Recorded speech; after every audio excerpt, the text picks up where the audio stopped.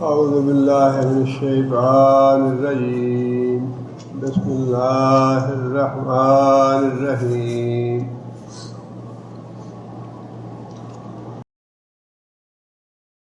وَهُوَ اللَّهُ فِي السَّمَاوَاتِ، اور وہ اللہ ہی ہے جو آسمانوں میں ہے، وَفِي الْأَرْضِ، اور زمین میں، يَعْلَمُ سِرَّكُمْ، وہ تمہاری چھپی باتیں بھی جانتا ہے، وَجَهْرَكُمْ، اور تمہاری کھلی باتیں، اعلانیہ باتیں، ظاہر باتیں بھی جانتا ہے، وَيَعْلَمُ مَا تَكْسِبُونَ، اور خوب جانتا ہے جو تم عمل کرتے ہو۔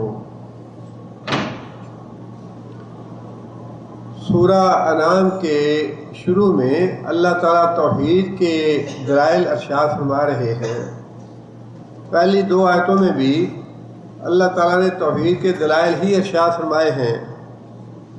ان میں زمین و آسمان کی تخلیق اور دن رات کا پیدا کرنا، اور پھر انسان کی اپنی تخلیق، انسان کی موت کا وقت مقرر کرنا، اور مرنے کے بعد دوبارہ انسانوں کو زندہ کرنا، یہ ساری باتیں اللہ تعالیٰ نے توحید کے دلائل کے طور پر ارشاد فرمائی ہیں۔ اور اسی سلسلے میں اللہ تعالیٰ نے یہ بات بھی ارشاد فرمائی، وَهُوَ اللَّهُ فِي السَّمَاوَاتِ وَفِي الْأَرْضِ، وہی ایک اللہ ہے جس نے زمین اور آسمان بھی بنائے، تم کو بھی پیدا کیا، تمہاری اجل بھی بنائی، تمہیں دوبارہ زندہ بھی کرے گا۔ وہی اللہ ہے جس کا حکم چلتا ہے آسمانوں میں، جو عبادت کے لائق ہے آسمانوں میں، جو اطاعت کے لائق ہے آسمانوں میں۔ اور آگے فرمایا فی الارض، اور یہ بات یاد رکھو کہ زمین میں بھی حکم اسی کا چلتا ہے، زمین میں اس کے علاوہ کسی اور کا حکم نہیں چلتا، اور زمین میں بھی اطاعت کے لائق صرف وہی ایک ذات ہے، زمین میں بھی عبادت کے لائق صرف وہی ایک ذات ہے جو آسمانوں میں ہے۔ نہ آسمانوں میں کسی دوسرے کا حکم چلتا ہے، نہ زمین میں کسی دوسرے کا حکم چلتا ہے، نہ آسمانوں میں کوئی عبادت اور اطاعت کے لائق ہے، نہ زمین میں کوئی دوسرا اللہ کے علاوہ عبادت اور اطاعت کے لائق ہے۔ جتنے بھی مشرکوں کے معبود ہیں سب کی نفی ہے۔ جس طرح آسمانوں میں کسی کا کوئی اختیار نہیں ہے، اسی طرح زمین میں بھی کسی کا کوئی اختیار نہیں ہے، کوئی اپنی زندگی اور موت کا بھی مالک نہیں ہے، خواہ کتنا بڑا کوئی بزرگ ہے، پہنچا ہوا ہے، ولی ہے، فرشتہ ہے، جن ہے، نبی ہے، جو بھی ہے، ساری مخلوق جو بھی ہے، خواہ وہ زمین میں ہے یا آسمانوں میں ہے، اللہ تعالیٰ نے نفی فرما دی کہ حکم صرف ایک اللہ کا چلتا ہے، آسمانوں میں بھی زمین میں بھی۔ اطاعت اور عبادت کے لائق صرف ایک ہی ذات ہے، آسمانوں میں بھی اور زمین میں بھی، اس کے علاوہ کوئی دوسرا نہ عبادت کے لائق ہے، نہ اطاعت کے لائق ہے، نہ کسی دوسرے کا حکم چلتا ہے۔ اور پھر اگلی بات بھی دلیل کے طور پہ اللہ تعالیٰ نے ارشاد فرمائی، یعلم سرکم، اور وہی ذات ہے جو تمہاری چھپی ہوئی باتوں کو جانتا ہے۔ چھپی ہوئی بات جو ہے وہ خواہ تمہارے دل کے اندر کی کوئی چھپی ہوئی بات ہے، وہ بھی صرف اللہ ہی جانتا ہے۔ اور پھر انسان تنہائی میں چھپ کے جو عمل کرتا ہے وہ بھی اللہ جانتا ہے۔ اللہ کے علاوہ چھپی ہوئی باتیں کسی کے دل کی، نبی صلی اللہ علیہ وسلم کی سیرت طیبہ سے سارے مسائل کی وضاحت ہو جاتی ہے۔ ایک ہی مہینے میں 2 دفعہ منافق کہہ لیں یا مشرک کہہ لیں، نبی صلی اللہ علیہ وسلم کی خدمت میں حاضر ہوئے کہ یا رسول اللہ ہم دین سیکھنا چاہتے ہیں اور اپنے قراء اور علماء فضلاء جو ہیں وہ ہمارے ساتھ بھیجیں۔ 2 دفعہ مشرکوں نے یا منافقوں نے یہ حرکت کی ایک ہی مہینے میں۔ پہلی دفعہ بھی نبی صلی اللہ علیہ وسلم نے 10 یا 12 آدمی بھیج دیے ان کے ساتھ، علماء فضلاء، لے جا کے ان کو شہید کر دیا۔ اللہ کے رسول کو پتہ نہیں تھا کہ ان کے دلوں میں بات کیا چھپی ہوئی ہے، یہ کس مقصد کے لیے آئے ہیں، ان کی کیا نیت ہے۔ اور پھر اسی مہینے میں دوسرا واقعہ بھی ہوا جو اس سے بڑا صدمے کا باعث بنا۔ 70 آدمی نبی صلی اللہ علیہ وسلم نے بھیجے اور بات وہی تھی کہ یا رسول اللہ آپ اپنے آدمی ہمارے ساتھ بھیجیے جو ہمیں دین سکھائیں. نبی صلی اللہ علیہ وسلم کو پتہ نہیں تھا کہ ان کے دل کے اندر کی بات کیا ہے. جب نبی کسی دوسرے انسان کے دل کے اندر کی بات نہیں جانتا تو نبی کے علاوہ اور کون ہو سکتا ہے جو کسی دوسرے کے دل کی بات جانے. کتنا یہ غلط عقیدہ ہے کہ ہمارے ہاں تو حضرت صاحب، پیر صاحب سارے مریدوں کے دلوں کی بات جانتے ہیں، جو بھی آتا ہے بتا دیتے ہیں وہ کہ میں کس غرض کے لیے آیا ہوں، میری کیا مصیبت ہے، کیا میری مشکل ہے، سب کچھ بتا دیتے ہیں. بالکل باطل عقیدہ، قرآن و حدیث کے بالکل خلاف ہے. اور یہ جو صفات اللہ تعالیٰ کی ہیں جب کسی انسان کی طرف منسوب کی جاتی ہیں تو وہ اس کی فضیلت نہیں، وہ اس کی مذمت کے باعث بنتی ہیں. اگر یہ باتیں اللہ تعالیٰ کی صفات جو ہیں کسی بندے کی طرف منسوب کر دی جائیں، لوگ تو یہ سمجھتے ہیں کہ یہ اس کی فضیلت بن گئی، اس کی بزرگی کی علامت سمجھتے ہیں، حالانکہ یہ اس کی بزرگی کی علامت نہیں ہے، یہ تو اس کی مذمت کی بات بن جاتی ہے.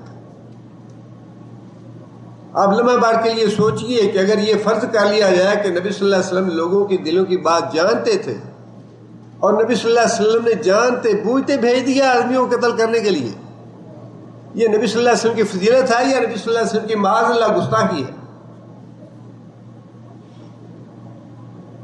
اور پھر اس سے نہ صرف عقیدے کی اصلاح مطلوب ہے بلکہ انسانوں کے اعمال کی اصلاح بھی مطلوب ہے.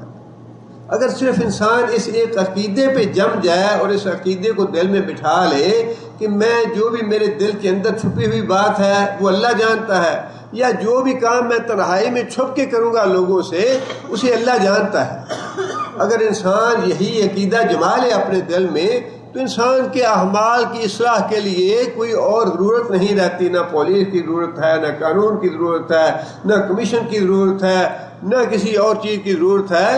صرف ایک انسان کا عقیدہ یہ صحیح ہو جائے کہ جو میں کام کر رہا ہوں خواہ میں چھپ کے کروں یا لوگوں کے سامنے کروں اللہ جانتا ہے، اور جو میرے دل کے اندر کی باتیں چھپی ہوئی ہیں وہ بھی اللہ جانتا ہے، تو انسان کے اعمال کی اپنے آپ اصلاح ہو جائے. اور قرآن مجید میں اللہ تعالیٰ نے یہی بات ایک دوسرے انداز میں فرمائی ہے کہ قیامت کے دن جب لوگوں کے اعضاء گواہی دیں گے انسان کے خلاف، انسان کے ہاتھ اور پاؤں اس کے خلاف گواہی دیں گے، انسان کا چمڑا اس کے خلاف گواہی دے گا، انسان کی ران اس کے خلاف گواہی دے گی. زبان کے علاوہ باقی جتنے بھی اعضاء ہیں اللہ کے حکم سے اس کے جرائم کے بارے میں گواہی دیں گے کہ یا اللہ سے فلاں قتل کیا، فلاں ڈاکہ ڈالا، فلاں کا حق مارا، فلاں پہ یہ ظلم کیا، فلاں پہ یہ ظلم کیا. یہ سارے اعضاء گواہی دیں گے. اور اس کے بعد اللہ تعالیٰ نے جو بات ارشاد فرمائی وہ بات بھی یہی ہے، وہ بات یہ ہے کہ وَمَا كُنْتُمْ تَسْتَتِرُونَ أَن يَشْهَدَ عَلَيْكُمْ سَمْعُكُمْ وَلَا أَبْصَارُكُمْ وَلَا جُلُودُكُمْ وَلَكِنْ ظَنَنْتُمْ أَنَّ اللَّهَ لَا يَعْلَمُ كَثِيرًا مِّمَّا تَعْمَلُونَ. اللہ فرماتے ہیں کہ دنیا میں تم جو اپنے گناہوں کو چھپاتے تھے، لوگوں سے اپنے گناہوں کو چھپاتے تھے، اس لیے نہیں چھپاتے تھے کہ تمہارا عقیدہ یہ تھا کہ قیامت کے دن ہمارے چمڑے گواہی دیں گے یا ہمارے ہاتھ اور پاؤں گواہی دیں گے، بلکہ دنیا میں تمہارا عقیدہ یہ تھا ان اللہ لا یعلم کثیر مما تعملون، کہ جو کچھ ہم کرتے ہیں اللہ کو تو پتہ ہی نہیں چلتا ان باتوں. اس میں دونوں باتیں ہیں، عقیدے کی اصلاح بھی مطلوب ہے اور انسان کے اعمال کی اصلاح بھی مطلوب ہے. انسانوں کو اپنے عمل کرتے ہوئے یہ بات ذہن میں رکھنی چاہیے کہ جو بات میں زبان سے کہہ رہا ہوں، جو معاملہ دوسرے کے ساتھ کر رہا ہوں، میرے دل کی نیت جو ہے یا دل کا ارادہ یا دل میں چھپی ہوئی بات اللہ خوب جانتا ہے.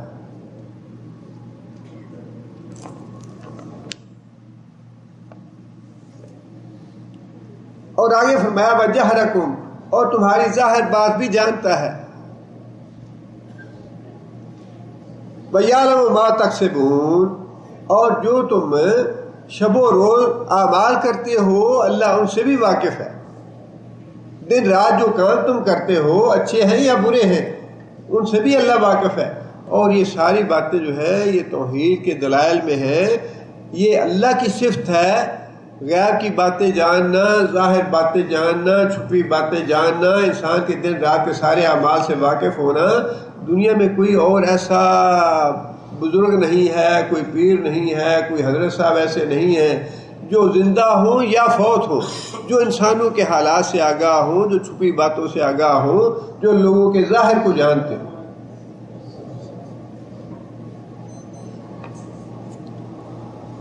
آگے پھر فرمایا کہ یہ تو بات ہوگی اللہ تعالیٰ کی توحید کے معاملے میں، آگے ساتھ ہی رسالت کا معاملہ آ جاتا ہے۔ آگے پھر اللہ تعالیٰ نے رسالت کے معاملے میں یہ بات ارشاد فرمائی کہ وَمَا تَأْتِيهِم مِّنْ آیَةٍ، نہیں آتی ان کے پاس کوئی نشانی، من آیات ربہم، ان کے رب کی آیتوں میں سے۔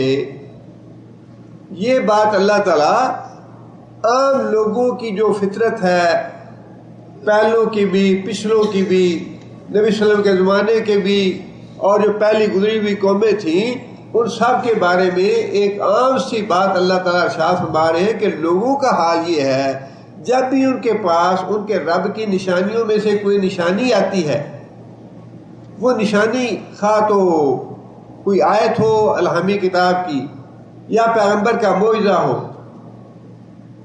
کوئی بھی ہو، اللہ فرماتے ہیں کہ جب بھی کوئی اللہ کی نشانیوں میں سے نشانی ان لوگوں کے پاس آتی ہے، الا کانوا عنہا معرضین، تو لوگوں کا حال یہ ہے کہ وہ اسے منہ پھیر لیتے ہیں، اس پہ سوچ و بچار نہیں کرتے، اس پہ غور و فکر نہیں کرتے۔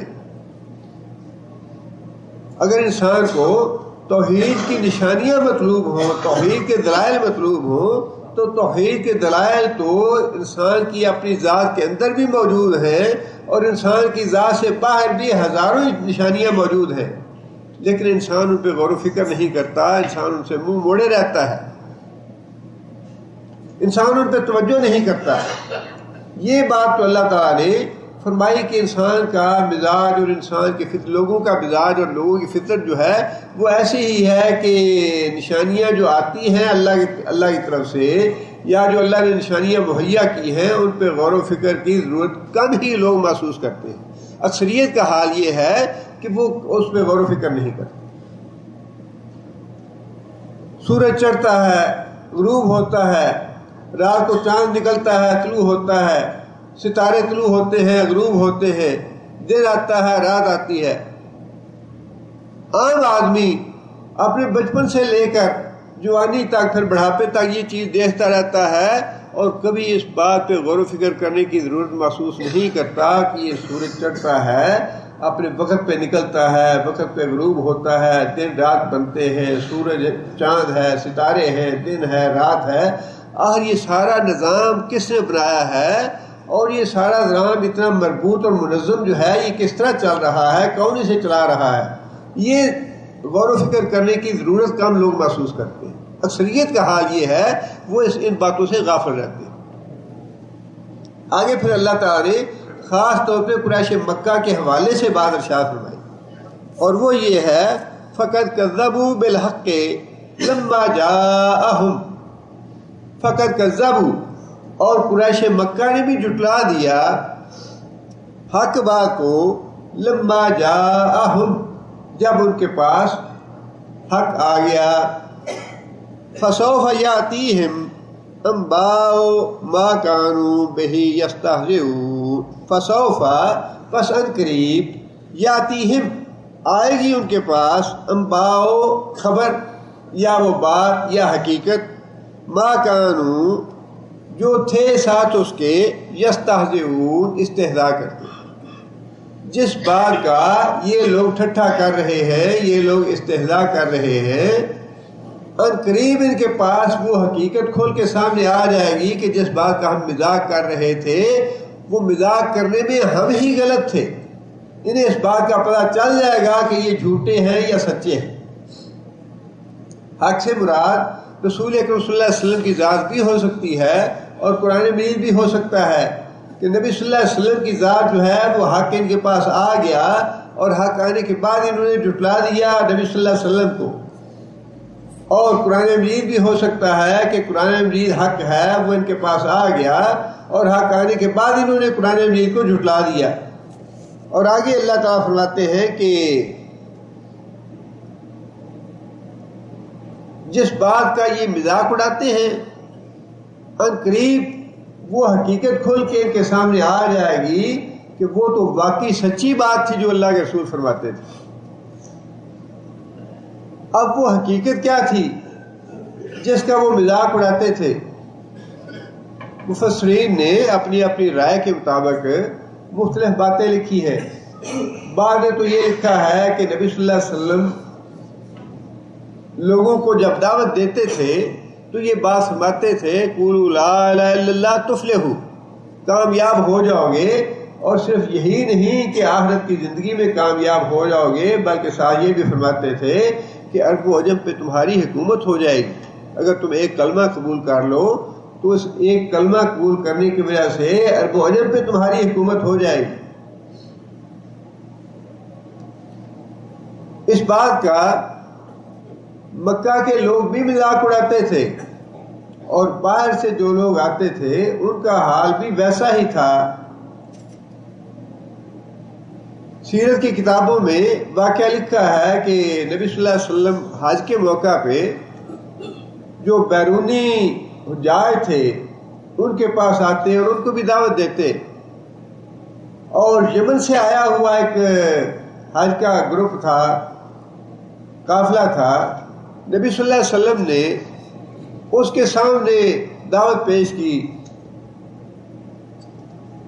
نبی صلی اللہ علیہ وسلم نے یہی بات ارشاد فرمائی کہ لا الہ الا اللہ کہو گے تو عرب و عجم پہ تمہاری حکومت ہو جائے گی۔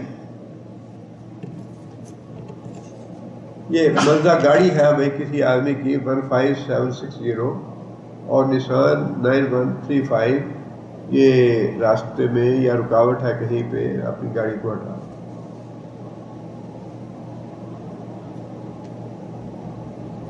نبی صلی اللہ علیہ وسلم صاحب کو یہ بات ارشاد فرماتے ہیں، اور ایک قافلے کو نبی صلی اللہ علیہ وسلم نے یہی بات ارشاد فرمائی، اور نبی صلی اللہ علیہ وسلم کے زمانے میں روم اور ایران سپر پاور تھی، بڑی طاقتیں تھیں۔ ان لوگوں نے پوچھا کہ اے محمد صلی اللہ علیہ وسلم، آپ جو بات کہہ رہے ہیں کیا یہ بات روم اور ایران والوں کے لیے بھی ہے کہ اگر یہ کلمہ قبول کر لیا جائے، اس کلمے کو اختیار کر لیا جائے تو کیا روم کی حکومت بھی فتح ہو جائے گی، اس پہ بھی مسلمانوں کی حکومت ہو جائے گی؟ نبی صلی اللہ علیہ وسلم نے ارشاد فرمایا کہ ہاں اس پہ بھی حکومت ہوگی۔ پھر انہوں نے ایران کے بارے میں سوال کیا کہ کیا ایران بھی فتح ہو جائے گا مسلمانوں کے ہاتھوں؟ تو نبی صلی اللہ علیہ وسلم نے فرمایا کہ ہاں جب یہ کلمہ قبول کر لیا جائے گا، لوگ اس کلمے پہ عمل کریں گے تو ایران بھی فتح ہو جائے گا۔ اس قافلے والوں نے کہا کہ پہلے تو ہمیں اس بات میں شک تھا کہ یہ آدمی پاگل ہے، پہلے تو شک تھا ہمیں، لیکن جب روم اور ایران کی بات کی محمد صلی اللہ علیہ وسلم نے تو ہمیں یہ پک ہو گیا کہ واقعی یہ پاگل ہے، پاگل۔ یہ تھا استہزاء کہ نبی صلی اللہ علیہ وسلم نے یہ جو بات ارشاد فرمائی کہ اسلام جو ہے یہ غالب آئے گا،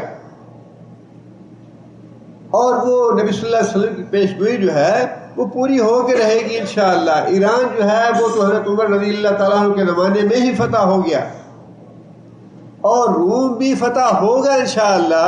قیامت سے پہلے پہلے دجال جو ہے وہ قتل ہوگا روم کے فتح ہونے سے پہلے، روم پہلے فتح ہو جائے گا، وہاں پہ مسلمانوں کی حکومت بن جائے گی، اور جو فاتح لوگ ہوں گے انہیں وہیں پہ روم میں خبر ملے گی دجال کے ظاہر ہونے کی، اور وہاں سے وہ نکلیں گے دجال سے مقابلہ کرنے کے لیے۔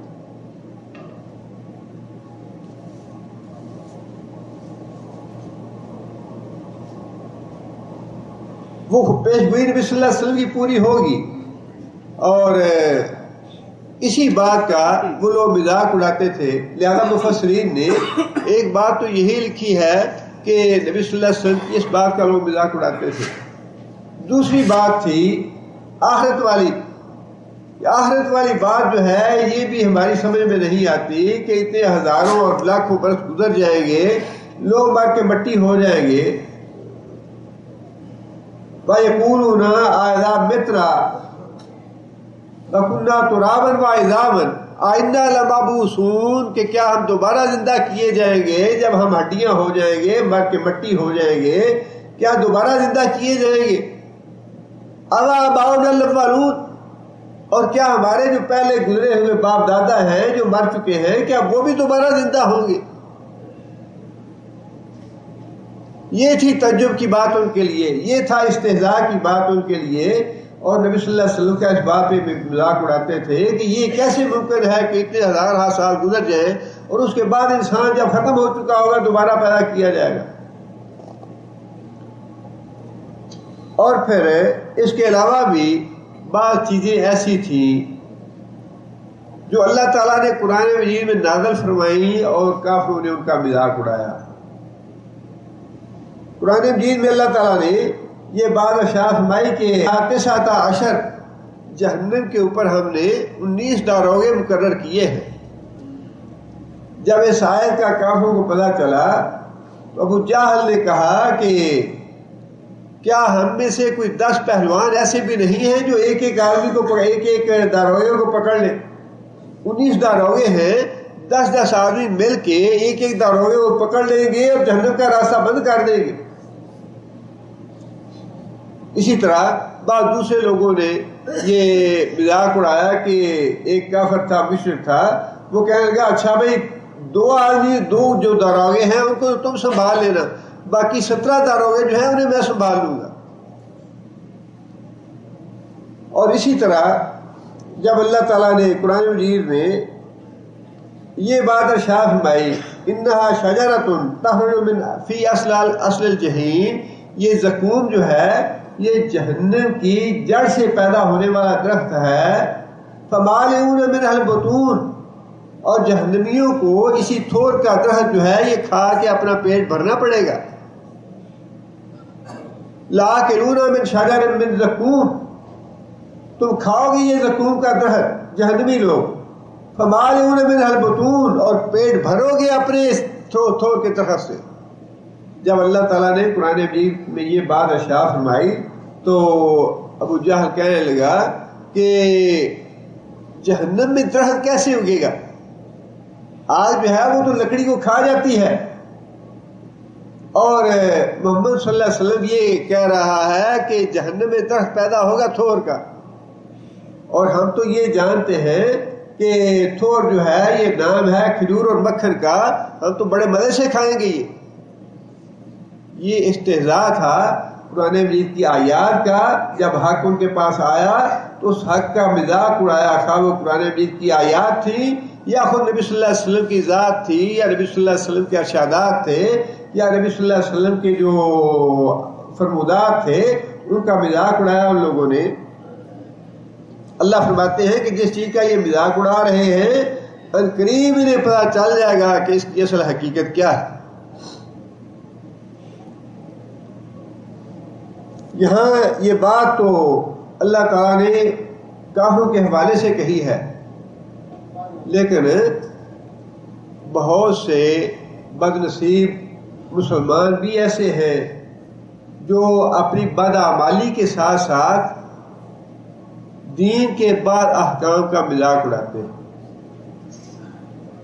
بد عملی جو ہے یہ تو اپنی جگہ پہ ہے ہی گناہ، بد عملی جو ہے یہ تو ہے ہی گناہ، لیکن اللہ اور اللہ کے رسول کے احکام کا مذاق اڑانا یہ بہت بڑا جرم ہے، یہ اس سے کہیں زیادہ بڑا گناہ ہے. ذالک جزاؤہم جہنم بما کفروا واتخذوا آیاتی ورسلی ہزوا، ان کی جزا یا ان کی سزا جو ہے جہنم ہے. جہنم ان کو اس لیے ملی، جہنم کی سزا اس لیے ان کو دی گئی، انہوں نے میرے رسولوں کا مذاق اڑایا اور میری آیات کا مذاق اڑایا. اگر ایک آدمی اپنے گھر میں حجاب کی پابندی نہیں کرتا، یہ بد عملی ہے، گناہ ہے، نافرمانی ہے، لیکن ایک آدمی وہ ہے جو گھر میں حجاب کی پابندی بھی نہیں کرتا اور ساتھ حجاب کا مذاق بھی اڑاتا ہے، پردے کا برقعے کا مذاق بھی اڑاتا ہے، وہ دوہرا مجرم ہے، اس کے لیے دوہری سزا ہوگی۔ ایک آدمی داڑھی نہیں رکھتا، وہ بھی بدعملی ہے، وہ بھی گناہ کی بات ہے، لیکن وہ آدمی جو داڑھی نہیں رکھتا اور ساتھ داڑھی کا مذاق اڑاتا ہے وہ اس سے کہیں بڑا مجرم ہے۔ اللہ تعالیٰ کو یہ بات بالکل پسند نہیں ہے۔ گناہوں کے بارے میں تو اللہ فرماتے ہیں کہ جس کو میں چاہوں گا معاف کر دوں گا، جس کو چاہوں گا سزا دوں گا، بشرطے کہ شرک نہ کیا ہو۔ لیکن استہزاء کے بارے میں یہ بات کہیں نہیں آتی کہ کوئی اللہ نے یہ فرمایا ہو کہ استہزاء کرے میرا یا میرے رسول کا یا میری آیتوں کا تو اس کو معاف کر دوں گا، اس کے لیے معافی نہیں ہے۔ 9135 مزدہ بھائی جن صاحب کی ہے وہ اپنی جگہ سے ہٹا لیں۔ 9135 اللہ تعالیٰ نے، اور پھر یہ بات تو ظاہر ہے کہ اس وقت جن کافروں نے مذاق اڑایا جن باتوں کا، خواہ وہ آخرت کا مذاق تھا یا غلبہ اسلام کا مذاق تھا یا جہنم کے داروغوں کا مذاق تھا یا تھور کے درخت کا مذاق تھا، وہ بھی اپنے حقیقت کو پا لیں گے کہ جن باتوں کا وہ مذاق اڑاتے رہے کیا وہ درست تھی یا غلط تھی۔ اسی طرح جو لوگ اللہ کے احکام یا رسول اکرم صلی اللہ علیہ وسلم کے ارشادات کا مذاق اڑاتے ہیں انہیں بھی القریب پتہ چل جائے گا کہ جس داڑھی کا وہ مذاق اڑاتے تھے اس کو پسماندگی کی علامت کہتے تھے یا پسماندہ اسلام کہتے تھے یا حجاب کو پسماندہ کہتے تھے یا لوٹے اور مسلح کا مذاق اڑاتے تھے، اس مذاق کی اصل حقیقت کیا ہے اور کتنی سخت سزا ہے اس کی۔ دین کے معاملے میں، قرآن حدیث کے معاملے میں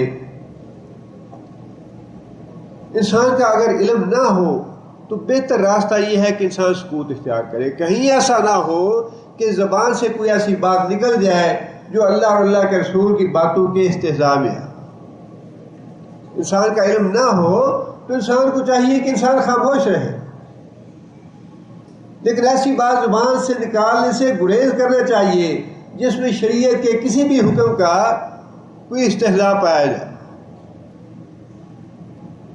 اللہ تعالیٰ معاف کرے، بعض اوقات تو بڑے اچھے بھلے پڑھے لکھے لوگ جو ہے حیرت ہوتی ہے کہ وہ ایسی بات زبان سے نکال دیتے ہیں جو نہیں نکالنی چاہیے۔ رفع دین سنت ہے، اور اگر کوئی کرتا ہے اس کے لیے اجر و ثواب ہے، اور اگر کوئی نہیں کرتا تو ثواب سے محروم ہے۔ کوئی حرج کی بات نہیں ہے، ثواب سے محرومی ہے نا۔ لیکن جو آدمی اس کا مذاق اڑائے گا، ایک عالم دین جو ہے اگر وہ اپنی زبان سے یہ کہے جی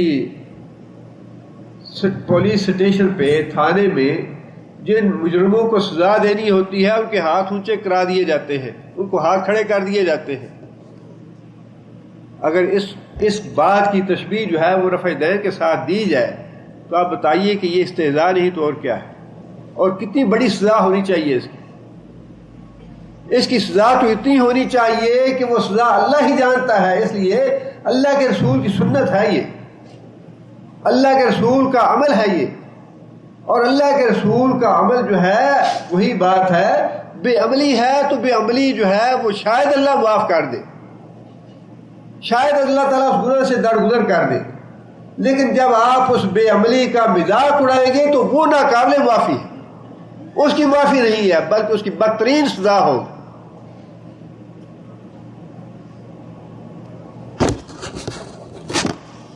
آگے پھر اللہ تعالیٰ نے یہ بات ارشاد فرمائی کہ الم یرو، اب چونکہ کفار مکہ جو تھے نبی صلی اللہ علیہ وسلم کو جھٹلا دیا انہوں نے، قرآن مجید کو جھٹلا دیا انہوں نے، اب اللہ تعالیٰ نے قریش مکہ کو یہ وارننگ دی ہے، تنبیہ کی ہے کہ اگر تم نبی صلی اللہ علیہ وسلم کو اسی طرح جھٹلاتے رہے، نبی صلی اللہ علیہ وسلم پہ تم لوگ ایمان نہ لائے، تو پھر تمہارا حشر بھی وہی ہوگا جو تم سے پہلی قوموں کا ہو چکا ہے جنہوں نے اپنے پیغمبروں کو جھٹلایا تھا۔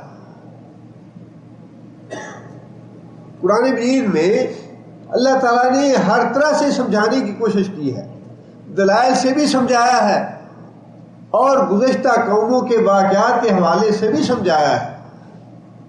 اللہ تعالیٰ نے بات سمجھانے میں کوئی کسر نہیں چھوڑی، ہر طریقے سے سمجھایا ہے۔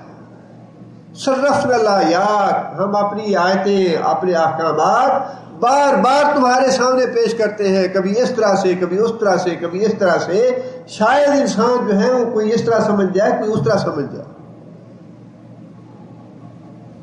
اللہ فرماتے ہیں الم یروا، کیا انہوں نے دیکھا نہیں، کم اہلکنا من قبلہم من قرن، ہم نے کتنوں کو ہلاک کر دیا، من قبلہم ان سے پہلے، من قرن قوموں کو یا بستیوں کو،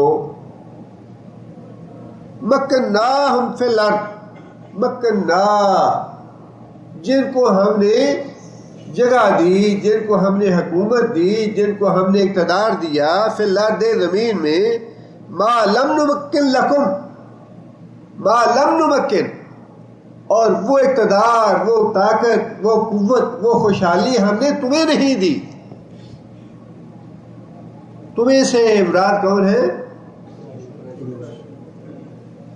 قریش مکہ مخاطب ہے یہاں پہ، کیونکہ پچھلی آیت جو ہے وہ خاص قریش مکہ کے لیے ہے کہ قریش مکہ کے پاس جب حق آ گیا، قرآن آ گیا، محمد صلی اللہ علیہ وسلم تشریف لے آئے تو قریش مکہ نے جھٹلا دیا، لہذا اب اس آیت کے مخاطب قریش مکہ ہی ہے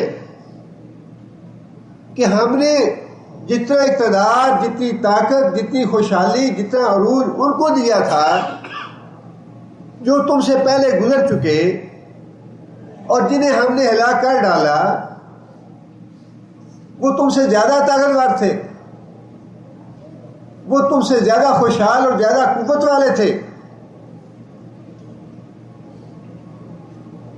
آگے فرمایا کہ وارسلنا السماء علیہم مدرارا، وارسلنا ہم نے بھیجا، سما آسمان، علیہم ان پر، مدرارا مسلسل، آسمان بھیجا کیا مراد؟ مدرار جو ہے مسلسل بارش کے لیے استعمال ہوتا ہے لفظ، آسمانوں سے مسلسل بارش برسائی ان پہ، اور بارش برسانا جو ہے یہ کس بات کی علامت ہے؟ خوشحالی۔ بارش کا نہ برسانا کس بات کی علامت ہے؟ کہسالی کی۔ بارش نہ برسے تو کھیت جو ہیں ویران ہو جاتے ہیں، غلہ نہیں ہوتا، پھل پھول نہیں ہوتے، کہسالی آتی ہے۔ اور جب اللہ فرماتے ہیں کہ ہم نے ان پہ بارش برسائی، مسلسل موسلادھار بارش برسائی، اس کا مطلب یہ ہے کہ ہم نے انہیں خوب مال و دولت دیا، ان کے کھیت، ان کے کھلیان، ان کا غلہ، ان کے پھل، ان کے باغات خوب ہم نے انہیں دیے۔ وجعلنا الانہار تجری من تحتہم، اور ان کے کھیت، ان کے باغات، ان کے بیچوں بیچ ہم نے نہریں جاری کر دی۔ مطلب یہ کہ پانی کی کوئی قلت نہیں تھی انہیں، زراعت کے لیے، کھیتی باڑی کے لیے ہم نے بارش بھی برسائی ان کو خوشحال بنانے کے لیے، اور پھر ان کے کھیتوں میں، ان کے باغوں میں ہم نے انہیں نہریں بھی مہیا کر دی تاکہ انہیں کسی قسم کی قلت نہ پیش آئے پانی کی، جتنا پانی چاہیں استعمال کریں زراعت کے لیے۔ آگے اللہ فرماتے ہیں فَأَهْلَكْنَاهُمْ بِذُنُوبِهِمْ، اہلکنا ہم نے ان کو ہلاک کر دیا، ان کی خوشحالی انہیں نہ بچا سکی، ان کا مال و دولت ان کو نہ بچا سکا، ان کا عروج اور ان کی شہرت ان کو نہ بچا سکی۔ اہلکنا ہم نے ہلاک کر ڈالا ان کو، کس وجہ سے؟ بذنوبہم ان کے گناہوں کی وجہ سے۔ وانشانا من بعدہم قرنا آخرین، وانشانا اور ہم نے پیدا کر دیا، ہم نے اٹھا کھڑا کیا، قرن آخرین دوسری قوموں کو، اس قوم کو ہم نے ہلاک کیا، اور ہلاک کرنے کے بعد یہ نہیں ہے کہ ہمیں کوئی قلت پیدا ہو گئی کہ زمین کے فلاں حصے پہ ہم نے قوم ہلاک کر دی، اب وہاں پہ کوئی قوم پیدا نہیں ہو رہی، وہاں پہ انسانوں کی قلت یا کمی پیدا ہو گئی۔ انسانوں کی قلت اور کمی پیدا نہیں ہوئی، ہم نے اس کی جگہ دوسری قوم لے آئے۔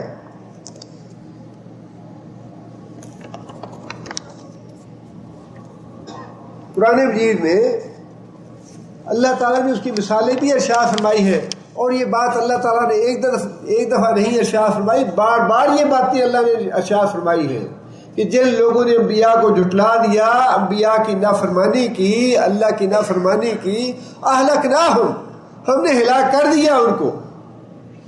اور ان کی مثالیں سارا قرآن بھی بھرا پڑا ہے ان کی مثالوں سے۔ قوم سبا اپنے وقت کی سب سے بڑی طاقت تھی۔ قوم سبا جو ہے یمن میں اپنے وقت کی اتنی بڑی طاقت تھی کہ پوری دنیا کی تجارت کے قوم سبا کے ساتھ جڑی ہوئی تھی۔ پوری دنیا میں تجارت ہوتی تھی قوم سبا کی۔ اللہ تعالیٰ نے قوم سبا کے بارے میں یہ بات ارشاد فرمائی، لقد کان لسبأ فی مسکنہم آیۃ، کہ سبا کا جو مسکن ہے، سبا کی جو بستی ہے، سبا کا جو ملک تھا یا شہر تھا، اس میں سبق کی بات ہے تمہارے لیے، اس میں نشانی ہے تمہارے لیے، اس میں عبرت ہے تمہارے لیے۔ عبرت یہ ہے، جنتان یمین و شمال، ان کے دائیں بھی دو باغ تھے اور ان کے بائیں بھی دو باغ تھے۔ دائیں اور بائیں سے مراد یہ ہے ان کا یہ حصہ بھی سارا سرسبز و شاداب اور یہ حصہ بھی سرسبز و شاداب۔ مطلب یہ نہیں ہے کہ درمیان میں علاقہ کوئی بنجر تھا اور دائیں اور بائیں صرف باغ تھے، بلکہ ہم یہ کہتے ہیں اچھا بھی یہ طرف بھی ایسے ہے، یہ طرف بھی ایسے ہے۔ مطلب یہ ہے کہ پورے کا پورا علاقہ جو ہے سرسبز و شاداب تھا، باغات سے بھرا ہوا تھا۔ اور اللہ فرماتے ہیں کہ ہم نے انہیں یہ بات کہی، کلوا من رزق ربکم، رب نے تمہیں رزق دیا ہے، رب نے تمہیں نعمتیں دی ہیں، کلو، کھاؤ ان اللہ کی نعمتوں، ان سے فائدہ حاصل کرو، استعمال کرو اللہ کی نعمتیں، واشکروا لہ، لیکن اس کے ساتھ اللہ کا شکر بھی ادا کرتے رہنا، اللہ کی فرما برداری بھی کرنا، اللہ کی اطاعت بھی کرنا، اللہ کے احکام کو ماننا، واشکروا لہ، اور اس کا شکر کرتے رہنا۔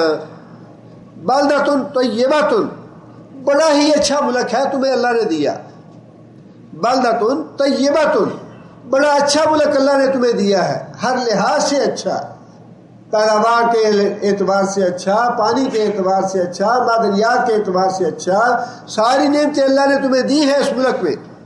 ورب غفور، اور اس سے بھی بڑی نعمت کیا ہے، اچھے ملک سے بھی بڑی نعمت کیا ہے، رب غفور، کہ تمہارا رب بڑا بخشنے والا ہے، بڑی نعمت ہے یہ بخشنے والا رب۔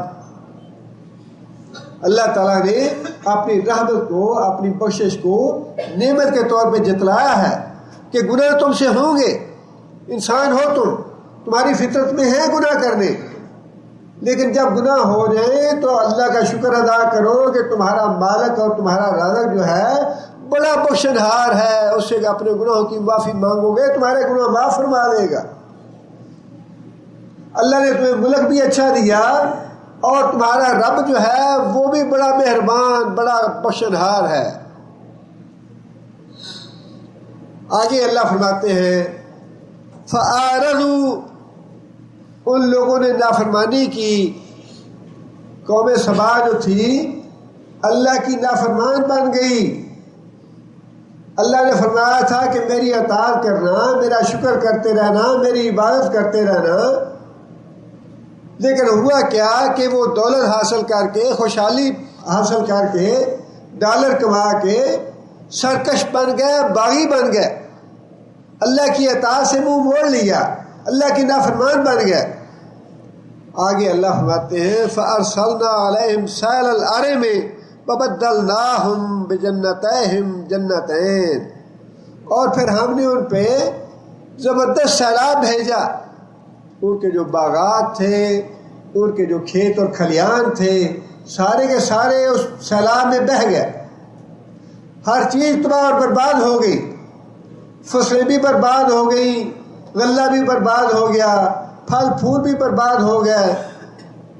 آگے اللہ فرماتے ہیں وَبَدَّلْنَاهُمْ بِجَنَّتَيْهِمْ، جو پہلے جو باغات تھے ان کے دائیں اور بائیں میٹھے پھلوں کے، اس کی جگہ پہ ہم 2 اور باغ لے آئے، بدلنا، ہم نے تبدیل کر دیے باغ ان کے، ہم نے ان کے باغ تبدیل کر دیے۔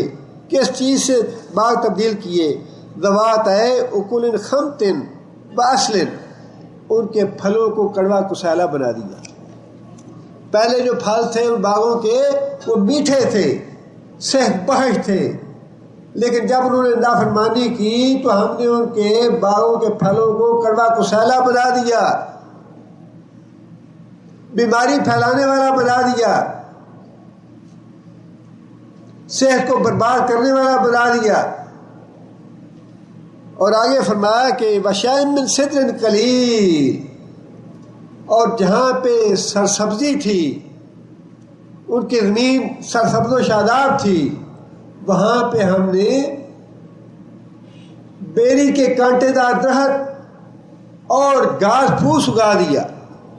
پہلے فائدے کی چیزیں تھیں، اور جب انہوں نے نافرمانی کی اللہ کی تو ساری کی ساری چیزیں تباہی اور بربادی والی لے آیا ہم۔ آگے اللہ فرماتے ہیں ذَلِكَ جَزَيْنَاهُمْ بِمَا كَفَرُوا، یہ ہے بدلہ جو ہم نے ان کی ناشکری کی وجہ سے دیا انہیں۔ وَهَلْ نُجَازِي إِلَّا الْكَفُورَ، اور ہم ہر ناشکرے کو ایسا ہی بدلہ دیتے ہیں، خواہ وہ پاکستانی قوم ہو یا سبا کی قوم ہو یا مکے کی قوم ہو، جو بھی اللہ کی نافرمانی کرے گی، اللہ کے رسول کو جھٹلائے گی، اللہ کے رسول کی نافرمانی کرے گی، اللہ فرماتے ہیں یہ میرا قانون ہے۔ واقعہ بیان کرنے کے بعد اللہ نے اپنا ضابطہ بتا دیا، اپنا قانون بتا دیا کہ قیامت تک کے لیے میرا قانون یہ ہے کہ جو بھی ہماری نافرمانی کرے گا، جو بھی ہماری ناشکری کرے گا، خواہ کوئی قوم کرے یا فرد کرے، اس کی سزا یہ ہے کہ ہم اس کو تباہ اور برباد کر دیں۔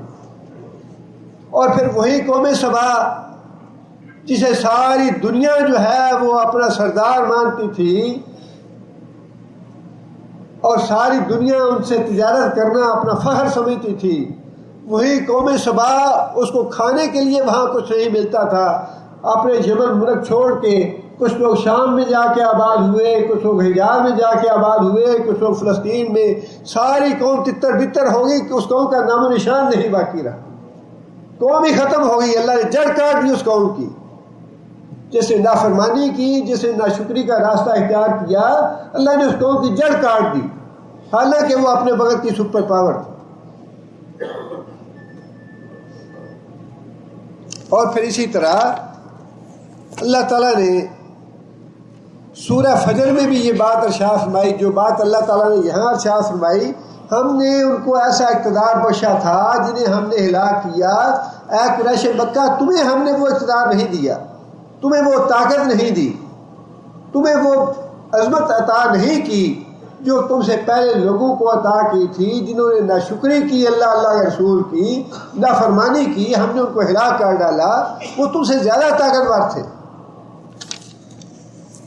اور اس کا ذکر اللہ تعالیٰ نے سورہ فجر میں بھی ارشاد فرمایا ہے، الم تری کیف فعل ربک بعاد، کبھی تم نے سوچا اس بات پہ بہادر کون ہے؟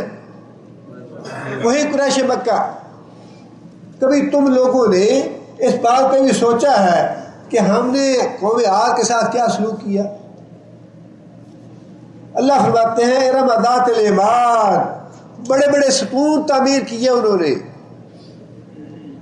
تعمیرات میں بڑا بلند نام تھا ان کا، بڑی عمارتیں بنانے والے تھے، اللاتی لم یخلق مثلھا فی البلاد، پوری دنیا میں ہم نے ایسی قوم پیدا نہیں کی جیسی قوم عاد بنائی تھی، جو صلاحیتیں، جو طاقت اور جو عروج ہم نے قوم عاد کو دیا، لم یخلق مثلھا فی البلاد، پوری دنیا میں ایسی قوم ہم نے پیدا نہیں کی اس وقت، اتنی بڑی طاقت تھی اس کی۔ وَثَمُودَ الَّذِينَ جَابُوا الصَّخْرَ بِالْوَادِ، اور قوم سمود کا بھی تم نے مشاہدہ نہیں کیا، اس پہ بھی غور نہیں کیا۔ پتھروں کو کاٹ کاٹ کے اپنی عمارتیں تعمیر کرتے تھے، پہاڑوں کو کاٹ کے اپنے گھر بناتے تھے۔ فرعون ذی الاوتاد، اور بے خوف والا فرعون جو ہے اس پہ بھی تم نے غور نہیں کیا کہ کتنی بڑی طاقت تھی فرعون کی، کتنی بڑی قوت تھی فرعون کی۔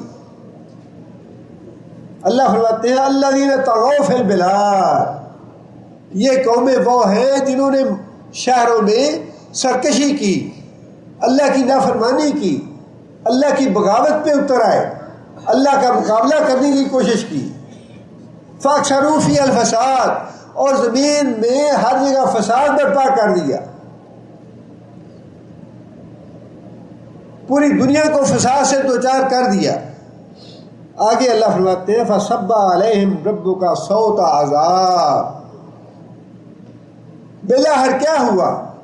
بالآخر یہ ہوا کہ اپنے وقت کی جتنے بھی سپر پاور تھی، یہ جتنی بھی بڑی بڑی طاقتیں تھیں، تیرے رب کے عذاب کا کوڑا برسا ان پہ، تیرے رب کی پکڑ آئی ان پہ، اور اللہ نے ہلاک کر دیا ان کو۔ اور آگے فرمایا ان ربک لبالمرصاد، اور یہی بات آئندہ کے لیے بھی یاد رکھو کہ تیرا رب جو ہے وہ گھاٹ میں ہے، کہ کون سی قوم جو ہے وہ ناشکری کرتی ہے اور کس پہ میں اپنے عذاب کا کوڑا برساؤں۔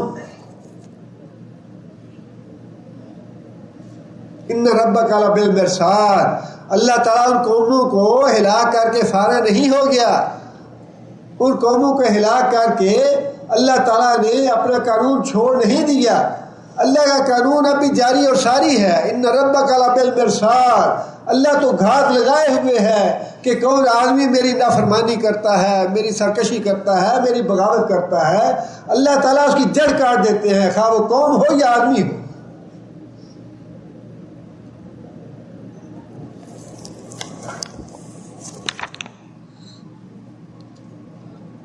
اور دوسری بات جو اللہ تعالیٰ نے اس آیت میں ارشاد فرمائی جو قابل توجہ ہے، وہ یہ ہے کہ اللہ فرماتے ہیں فَأَهْلَكْنَاهُمْ بِذُنُوبِهِمْ، انسان پہ جو مصائب آتے ہیں، جو تکلیفیں آتی ہیں، جو آلام آتے ہیں، جو عذاب آتے ہیں، خواہ وہ قوموں پہ ہوں یا افراد پہ ہوں، وہ اس کے اپنے گناہوں کی وجہ سے۔ جو قوموں پہ عذاب آتے ہیں وہ بھی اپنے گناہوں کی وجہ سے آتے ہیں۔ اس بات میں شک نہیں کرنا چاہیے، اور اس بات پہ انسان کو اپنا ذہن صاف کر لینا چاہیے کہ پاکستان کی قوم پہ جو اس وقت عذاب آئے ہوئے ہیں یہ ان کے گناہوں کی وجہ سے ہے۔ بے حیائی، بے شرمی، عریانی اور فحاشی اس طرح ہے کہ جو بے حیا اور فحش لوگ تھے وہ بھی چیخ اٹھے۔ ایک اسلام کے نام پہ بننے والا ملک جو ہے اس کے اندر اس طرح کی اللہ تعالیٰ معاف کرے، ابھی اگلے دن کی بات ہے، آرٹیکل میں پڑھ رہا تھا، ٹی وی چینل پہ بیٹھ کے سکول اور کالج کے لڑکے اور لڑکیاں یہ بات کہیں کہ جب کالج کے گیٹ پہ آ کے لڑکے کھڑے ہوتے ہیں اور وہ ہمیں آگے چھیڑتے ہیں تو ہمیں بڑا مزہ آتا ہے۔ لڑکے کالج کے گیٹ پہ چھٹی کے وقت آگے کھڑے ہوتے ہیں اور ہمیں چھیڑتے ہیں تو ہمیں بڑا مزہ آتا ہے۔ جب یہاں تک نوبت پہنچ جائے تو اللہ کا عذاب کیوں نہیں آئے گا؟ بے حیائی اور فحاشی اتنی عام ہو جائے کہ انسان کھلے عام، اور پھر یہ تو حدیث ہے نا نبی صلی اللہ علیہ وسلم کی، اللہ ہر آدمی کو معاف کرے گا، اسے معاف نہیں کرے گا جو اپنے گناہوں کا پردہ خود پھاڑنے والا ہے۔ جو آدمی اپنے گناہوں کا پردہ خود پھاڑنے والا ہے اللہ اس کو معاف نہیں کرے گا، باقی ہر آدمی کو معاف کر دے گا۔ اور گناہوں کا پردہ وہی نہیں پھاڑتا جس کو گناہوں کی شرم اور حیا ہے، جس کے دل میں گناہ کا احساس ہے، اپنے جرم کا احساس ہے کہ میں نے واقعی گناہ کیا ہے، میں مجرم ہوں، جس کے دل میں یہ احساس ہے وہی اپنا گناہ نہیں پھاڑے گا۔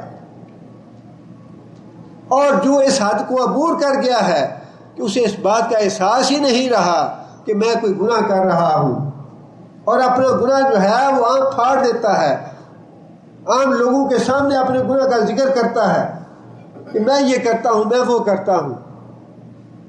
لڑکے بھی ٹی وی پہ آ کے جیسے ساری دنیا کے لوگ سن رہے ہیں، اور اب تو اللہ تعالیٰ معاف کرے، دیکھیں نا قرآن میں تو یہ اس وقت کے حالات کے حوالے سے اللہ تعالیٰ نے بات ارشاد فرمائی۔ ویسے تو قیامت تک کے لیے ہے کہ قیامت کے دن انسان کے ہاتھ اور پاؤں اور چمڑا گواہی دیں گے، لیکن اب تو اتنے ثبوت مہیا کر دیتے ہیں مجرم لوگ، گناہ گاروں نے، نئی ٹیکنالوجی نے اتنے ثبوت مہیا کر دیے ہیں کہ قیامت کے دن ہاتھ پاؤں کو بولنے کی ضرورت ہی نہیں رہے گی۔ جو آدمی ٹی وی چینل پہ بیٹھ کے یہ کہہ رہا ہے، یہ بات کر رہا ہے، اسے تو ساری دنیا سن رہی ہے، ساری دنیا گواہی دے گی کہ یا اللہ ایسے یہ بکواس کیا تھا۔ اس کے ہاتھ اور پاؤں کو بلوانے کی ضرورت ہی کیا ہے؟ اور پھر سود وہ معاملہ ہے، شریعت کورٹ نے اس کو حرام قرار دیا کہ حکومت ختم کرے اسے، لیکن خود حکومت نے اپیل کی جی سود کے بغیر ہماری معیشت نہیں چل سکتی۔ اور اب جو رہی سی کسر تھی وہ نئے وزیر اعظم صاحب نے آتے ہی پوری کر دی ہے۔ اللہ کا عذاب کیوں نہیں آئے گا؟ ان ربک لبالمرصاد، تم اللہ کی نافرمانی کرو میرا کوڑا برسے گا تم پہ۔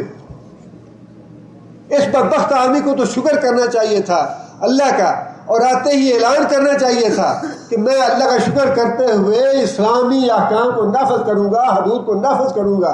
آتے ہی اس نے یہ بیان دے دیا نہیں، موت کی سزا ہم ختم کر دیں گے۔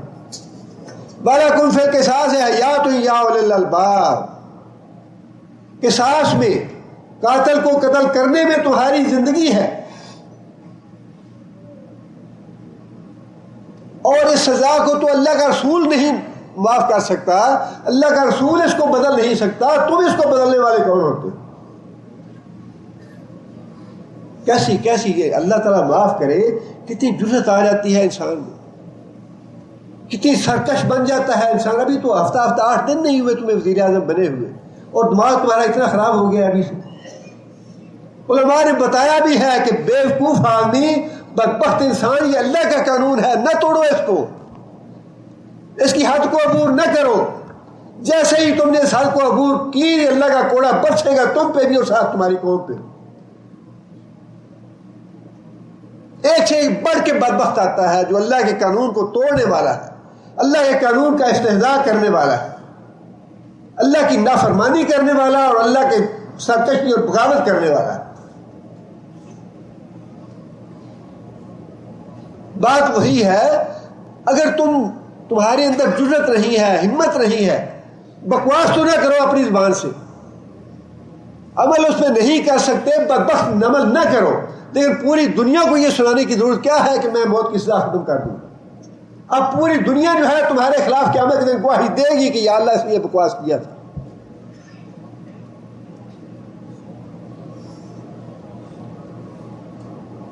قوموں پہ جو عذاب، وہی تو ہم بات پڑھ رہے ہیں۔ اللہ فرماتے ہیں اہلکناہم بذنوبہم، ہم نے ان قوموں کو ہلاک کیا ان کے گناہوں کی وجہ سے۔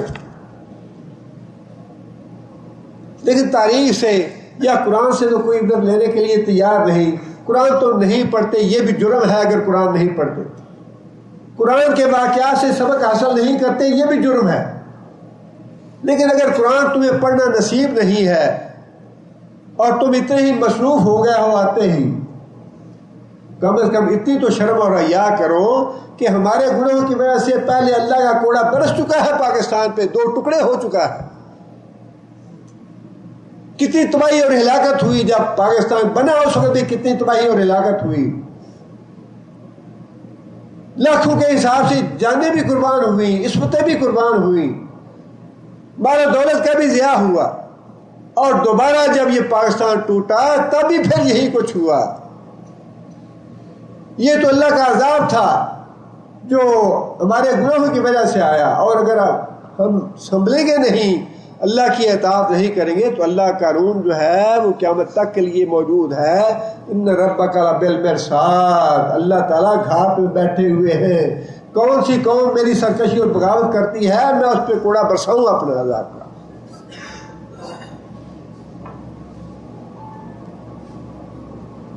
اور افراد کا معاملہ بھی ایسے ہی ہے.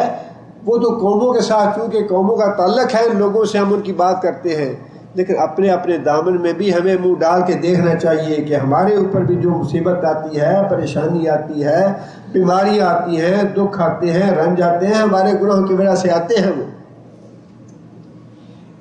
اپنے آپ کو پاک اور صاف کرے. اگر اچھی زندگی گزارنی ہے، حیات طیبہ گزارنی ہے، پاک اور صاف زندگی گزارنی ہے تو گناہوں سے اپنے آپ کو پاک اور صاف کرے. ورنہ افراد کے لیے بھی یہی قانون ہے، ان ربک بالمرصاد. گناہ کرو گے تو اللہ کا کوڑا برسے گا. افراد میں بھی ایسے ہی ہے.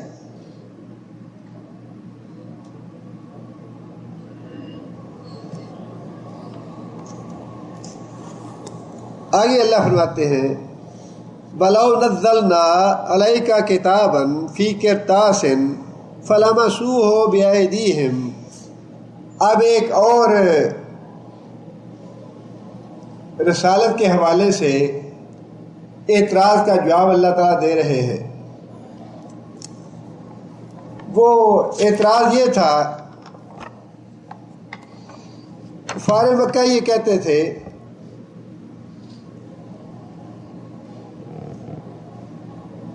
ترکا فی السماء، اے محمد صلی اللہ علیہ وسلم ہم تمہارے اوپر ایمان لے آئیں گے. ترکا فی السماء، ہماری آنکھوں کے سامنے تو آسمان پہ چڑھ جا. تو کہتا ہے نا کہ اللہ کا میں پیغمبر ہوں، اللہ کا فرشتہ میرے پاس آتا ہے اور اللہ کی باتیں تمہیں بتاتے ہو، تو پھر ہماری آنکھوں کے سامنے تم آسمانوں پہ چڑھ جاؤ. وَلَن نُؤْمِنَ لِرُقِيِّكَ، اور صرف تیرے آسمانوں پہ چڑھنے کی وجہ سے بھی ہم ایمان نہیں لائیں گے کہ ہم نے تمہیں آسمانوں پہ چڑھتے دیکھ لیا تو ہم ایمان لے آئے، بلکہ اس سے آگے بھی حتیٰ تنزل علینا کتابا نقرأہ، تو ہمارے نام اللہ میاں کا خط لے کے آ، تحریر لے کے آ ہمارے نام، نقرأہ ہم اپنی آنکھوں سے پڑھیں اس کو.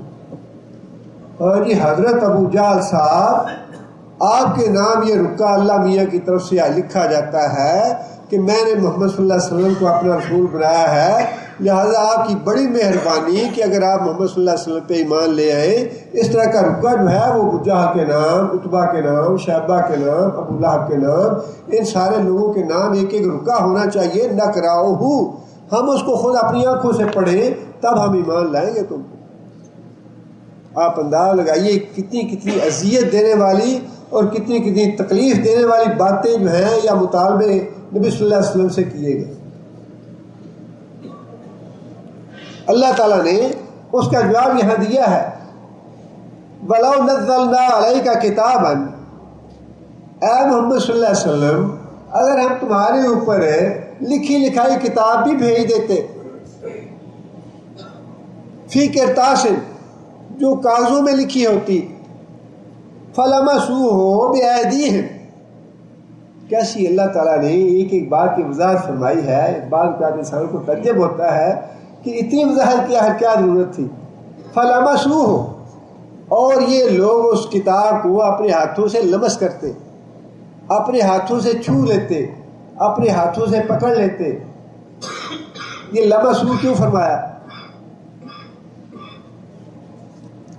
صرف ایسے کر کے دکھا دینا ممکن ہے آنکھوں پہ جادو کر دے، ممکن ہے کہ آنکھوں پہ جادو کر دیا جائے اور دکھا دیا جائے اچھا بھائی یہ ہے جو کتاب میرے پاس آئی ہے آسمانوں سے، یہ ہے وہ، ایسے کر کے دکھا دیا جائے.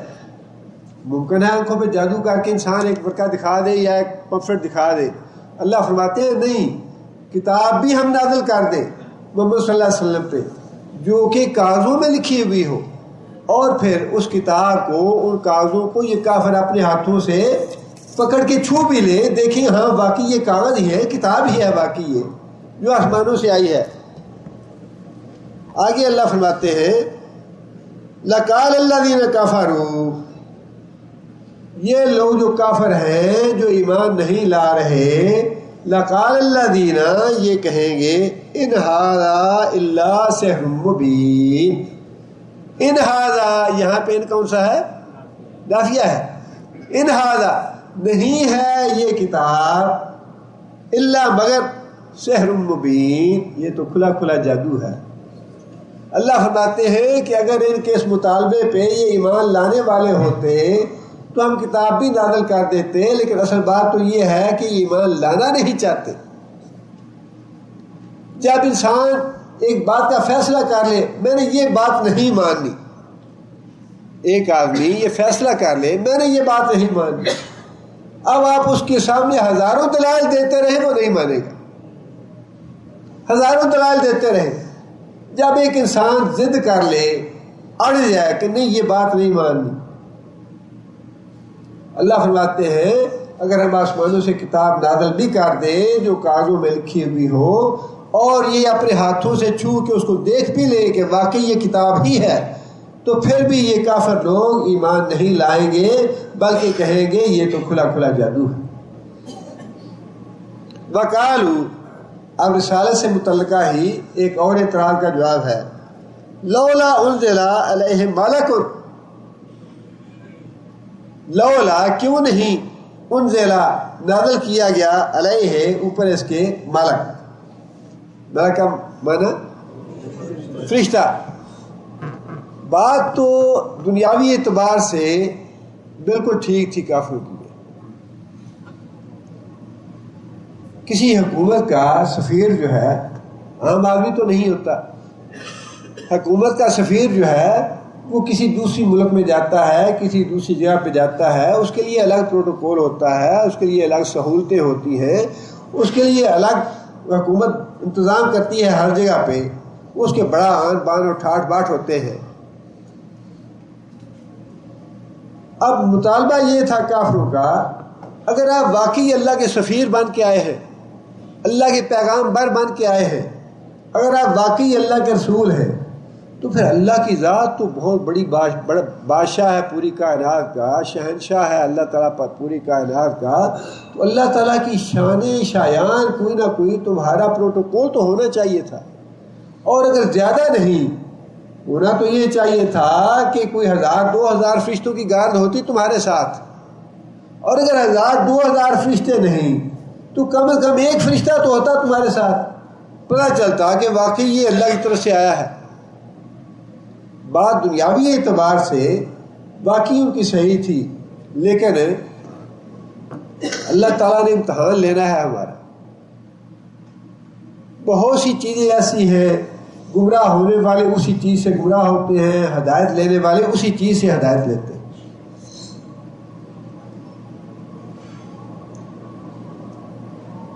غزوہ احزاب پہ جب کافروں نے چڑھائی کی اور مسلمانوں کے لیے تو بڑا وہ سنگین وقت تھا، بڑا نازک وقت تھا. جو منافق تھے انہوں نے یہ کہنا شروع کر دیا کہ محمد صلی اللہ علیہ وسلم تو ہمارے ساتھ یہ وعدے کرتے تھے کہ تم اگر اللہ کے رسول پہ ایمان لے آؤ تو تمہاری فتح ہی فتح ہے. اور یہاں تو صورتحال یہ ہو گئی ہے کہ کافروں ہمارے اوپر چڑھ آئے ہیں اور ہم تو رفع حاجت کے لیے جاتے ہوئے ڈر اور خوف محسوس کر رہے ہیں. اللہ اور اللہ کے رسول نے ہم سے دھوکہ کیا. قرآن مجید کے الفاظ سورہ احزاب میں اللہ اور اللہ کے رسول نے ہم سے دھوکہ کیا. لیکن وہی جو صورتحال تھی اس میں جو اہل ایمان تھے ان کے بارے میں بھی اللہ تعالیٰ نے قرآن مجید میں یہ بات ارشاد فرمائی کہ جب انہوں نے یہ صورتحال دیکھی کہ کافر چڑھ دوڑے ہیں ہمارے اوپر ہمارا امتحان لینے کا وقت آ گیا ہے، تو انہوں نے اللہ و رسولہ، اللہ اور اللہ کے رسول نے باقی سچ کہا تھا کہ کلمہ کہو گے، لا اللہ کہو گے تو تمہیں ساری دنیا کی تلواروں سے ٹکر لینی پڑے گی. آج ٹکر لینے کا وقت آ گیا ہے اور ہم لڑ کے دکھائیں گے کافروں سے کیسے لڑتے ہیں. وہی صورتحال تھی جس میں منافق جو تھے انہوں نے منافقوں والی بات کہی کہ اللہ کے رسول نے ہم سے دھوکہ کیا. وہی صورتحال تھی اہل ایمان جو تھے ان کا ایمان اللہ نے مضبوط کر دیا اور انہوں نے وہ بات کہی جو اہل ایمان کے لائق تھی. صدق اللہ و رسولہ، اللہ اور اللہ کے رسول نے سچی بات کہی. اب وہی بات تھی جنہوں نے ایمان لانا تھا نبی صلی اللہ علیہ وسلم پہ، وہ تو اس طرح ایمان لائے کہ اللہ کے رسول نے فرمایا کہ ابو بکر اللہ نے مجھے رسول بنایا،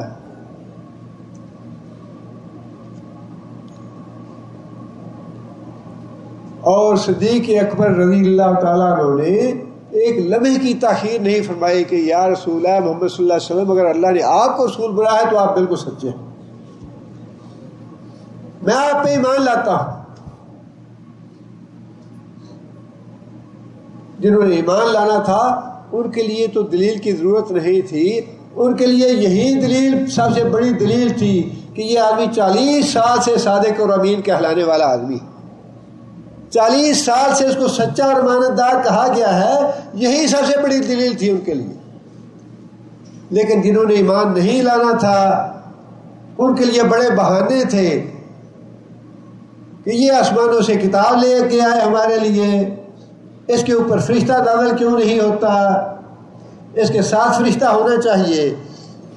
اللہ تعالیٰ نے اس کا جواب یہ ارشاد فرمایا بَلَوْ أَنزَلْنَا مَلَكًا، اگر ہم فرشتہ نازل کر دیتے محمد صلی اللہ علیہ وسلم کے ساتھ لَقُضِيَ الْأَمْرُ، تو پھر فرشتے کو جب تم دیکھ لیتے قُضِيَ الْأَمْرُ، تو تمہارے معاملات کا فیصلہ وہی چکا دیا جاتا، تمہارا معاملہ صاف کر دیا جاتا۔ ثُمَّ لَا يُنظَرُونَ، اور پھر تمہیں ایک لمحے کی مہلت نہ دی جاتی۔ مطلب یہ ہے کہ فرشتے کے آنے کی 2 صورتیں ہیں، یا تو فرشتہ آتا اپنی اصلی صورت میں یا آتا انسانی صورت میں۔ اب اگر فرشتہ اپنی اصلی صورت میں آتا ہے تو اصلی صورت میں انسان کا اس کو دیکھنا یہ ممکن ہی نہیں ہے، خوف کی وجہ سے، وحشت کی وجہ سے انسان کی موت واقع ہو جائے۔ انبیاء کے بارے میں بھی احادیث میں کہیں نہیں ملتا کہ محمد صلی اللہ علیہ وسلم کے علاوہ کسی دوسرے نبی نے فرشتے کو اپنی اصلی شکل میں دیکھا۔ نبی صلی اللہ علیہ وسلم کے علاوہ کسی دوسرے نبی کے بارے میں ویسے ممکن ہے دیکھا ہو، لیکن حدیث کی بات میں کر رہا ہوں، حدیث میں کہیں ایسا ذکر نہیں ملتا کہ نبی صلی اللہ علیہ وسلم کے علاوہ کسی دوسرے نبی نے فرشتے کو اپنی اصلی حالت میں دیکھا۔ یہ صرف اعزاز نبی صلی اللہ علیہ وسلم کا ہے کہ نبی صلی اللہ علیہ وسلم نے 2 مرتبہ حضرت جبرائیل کو ان کی اصلی شکل میں دیکھا، ایک دفعہ دنیا میں اور ایک دفعہ معراج کے وقت آسمانوں۔ اور جو دنیا میں نبی صلی اللہ علیہ وسلم نے حضرت جبرائیل کو اپنی اصلی شکل میں دیکھا، اس کے بارے میں نبی صلی اللہ علیہ وسلم نے فرمایا کہ میں نے دیکھا کہ جبرائیل کے 600 پر ہیں، 600 پر ہیں، اور میں نے دیکھا کہ افق کا جتنا بھی حصہ میری آنکھوں کے سامنے تھا وہ سارے کا سارا جبرائیل کے وجود سے بھر گیا۔ جبرائیل کے وجود سے افق اس جگہ کہتے ہیں جہاں زمین و آسمان آپس میں ملتے ہیں، وہ جگہ جو ہے جتنی میری آنکھوں کے سامنے تھی جبرائیل کے وجود سے ساری وہ جگہ بھر گئی۔ اب کس آدمی میں یہ سکت ہے، کس آدمی میں یہ مجال ہے کہ فرشتے کو اپنی اصلی شکل میں دیکھے؟ کسی بندے کی استطاعت نہیں ہے کہ وہ فرشتے کو اپنی اصلی شکل میں دیکھ لے۔ دوسری صورت یہ ہے کہ فرشتہ جو ہے وہ بندے کی شکل میں آئے، اور بندے کی شکل میں آنے کے بارے میں اللہ تعالیٰ نے آگے یہ وضاحت فرما دی، اگر بندے کی شکل میں ہم فرشتے کو بھیجتے تو پھر اس پہ بھی وہی اعتراض ہوتا جو اعتراض آج نبی صلی اللہ علیہ وسلم پہ۔ فرشتے نے آگے کیا کہنا تھا؟ فرشتے نے آگے یہ کہنا تھا کہ میں ہوں تو فرشتہ، لیکن مجھے اللہ نے تمہاری طرف رسول بنا کے بھیجا ہے۔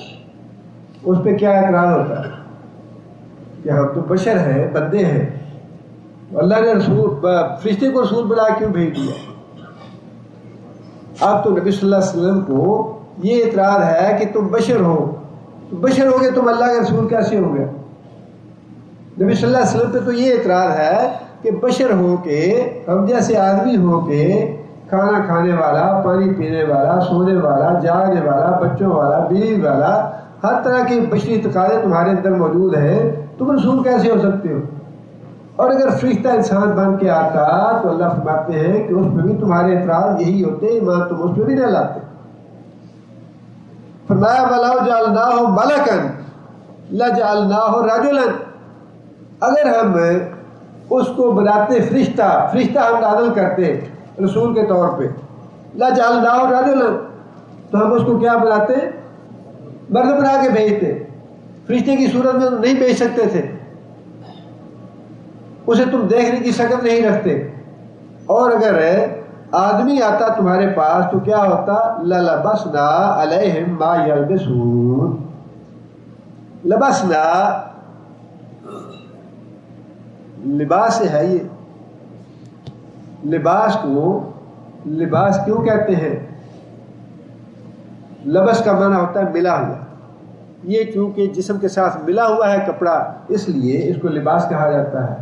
اور یہاں لباس کا معنی جو ہے شبے کے معنی میں مل جانا، خلط ملط ہو جانا، رل مل جانا کسی چیز کا۔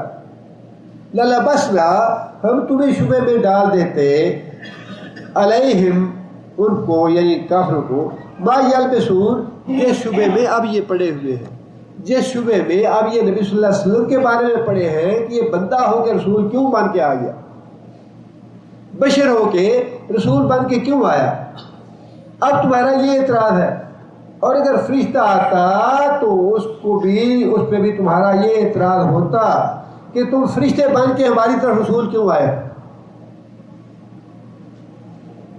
اور یہاں پہ اللہ تعالیٰ نے لبسنا کی ضمیر جو ہے وہ اپنی طرف فرمائی ہے کہ ہم ان کو شبے میں ڈال دیں۔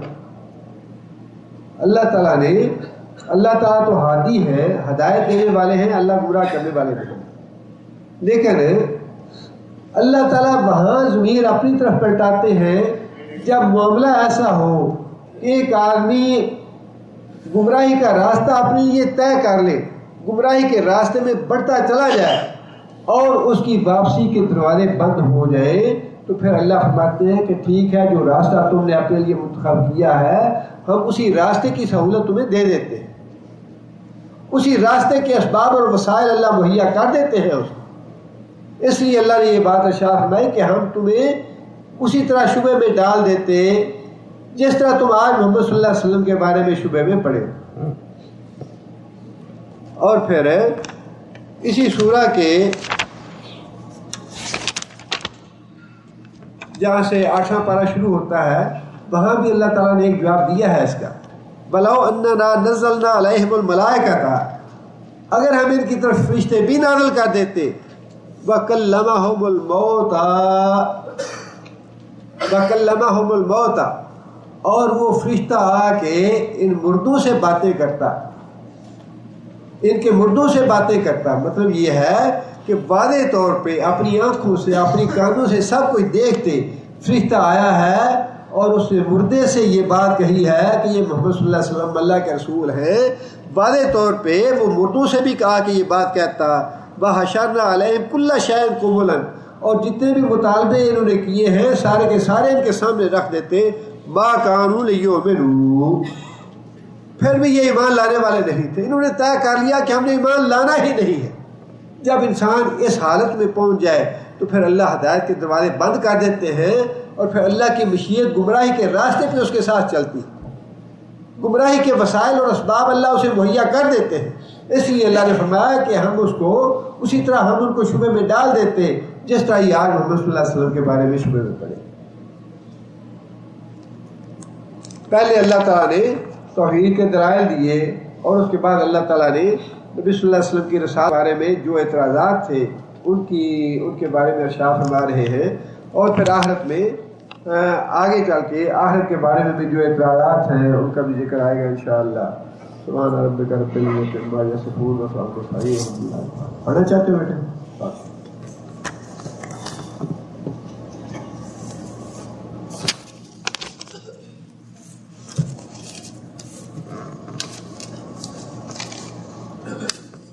أعوذ بالله من الشيطان الرجيم وهو الله في السماوات وفي الأرض يعلم سركم وجهركم ويعلم ما تكسبون وما تأتيهم من آية من آيات ربهم إلا كانوا عنها معرضين لقد كذبوا بالحق لما جاءهم فسوف يأتيهم أنباء ما كانوا به يستهزئون ألم يروا كم أهلكنا من قبلهم من قرن مكناهم في الأرض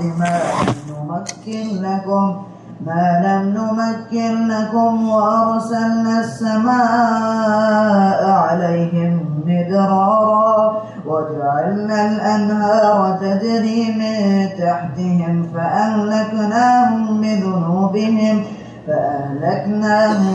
بذنوبهم وأنشأنا من بعدهم قرنا آخرين ولو نزلنا عليك كتابا في قرطاس فلمسوه بأيديهم لقال الذين كفروا إن هذا إلا سحر مبين وقالوا لولا أنزل عليه ملك ولو أنزلنا ملكا لقضي الأمر ثم لا ينظرون ولو جعلناه ملكا لجعلناه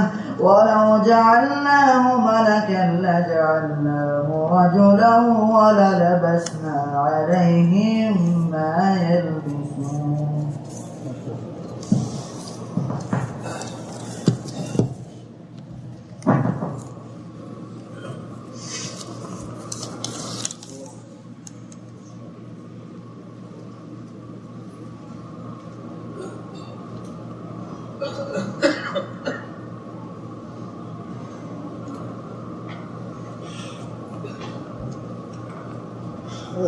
یہ بھائی نے لکھا ہے کہ حاجیہ عمرے کے لیے گیا اور احرام نہیں لگایا، دم کیا ہے؟ اب یہ وضاحت نہیں کی انہوں نے احرام کیوں نہیں باندھا، اور حاجیہ عمرہ تو احرام کے بغیر ہوتا نہیں ہے۔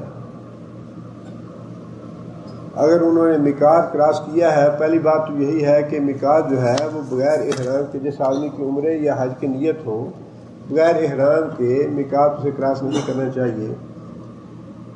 اور جو اگر حکومت کے قانون کی زد سے بچنے کے لیے اگر ایسا کیا جائے، میقات کراس کر کے آگے جا کے انسان احرام باندھے مکہ میں اور پھر وہاں سے حج عمرہ کرے، تو یہ تو ویسے غلط بات ہے۔ حکومت کے قانون کی خلاف ورزی نہیں کرنی چاہیے اور قانون کو توڑنا نہیں چاہیے۔ اب اگر انصاف نے کیا ہے تو اس کا دم جو ہے وہ تو وہی ہے کہ قربانی ایک دینی چاہیے انہیں، اور خاص طور پہ انہیں توبہ استغفار بھی کرنی چاہیے، اس وجہ سے کہ اگر تصریح نہیں مل سکی تو پھر حج نہیں کرنا چاہیے۔ اگر تصریح نہیں ملتی جائز طریقے سے تو پھر انسان حج نہ کرے۔ اب ایک ہمارے ذہن میں بات بیٹھ گئی ہے، اور اگرچہ وہ ہے تو صحیح کہ حج عبادت ہے، بہت بڑی عبادت ہے، اس سے گناہ بخشے جاتے ہیں، لیکن اس کے ساتھ باقی جو باتیں ہیں ان کو بھی اہمیت دینی چاہیے، اور جو چیزیں شریعت سے ثابت ہو جائیں ان پہ عمل کرنا چاہیے۔ بعض اوقات کسی عبادت کو چھوڑ دینے سے زیادہ ثواب حاصل ہوتا ہے بنسبت اس عبادت کے کرنے سے۔ بعض اوقات عبادت کے نہ کرنے کا ثواب زیادہ بھی ہو سکتا ہے، اللہ اور اللہ کے رسول کا حکم سمجھ۔ اب یہ تو نبی صلی اللہ علیہ وسلم نے خود فرمایا کہ حجر اسود کے قریب اجتحام نہ کیا جائے اور دھکے وکے نہ دیے جائے۔ اب ایک آدمی دھکا دے کے تو حجر اسود کو چوم لیتا ہے، اس سے وہ آدمی کہیں زیادہ اچھا ہے جو اجتحام کی وجہ سے دھکے نہیں دیتا اور دور سے اسلام کر لیتا ہے۔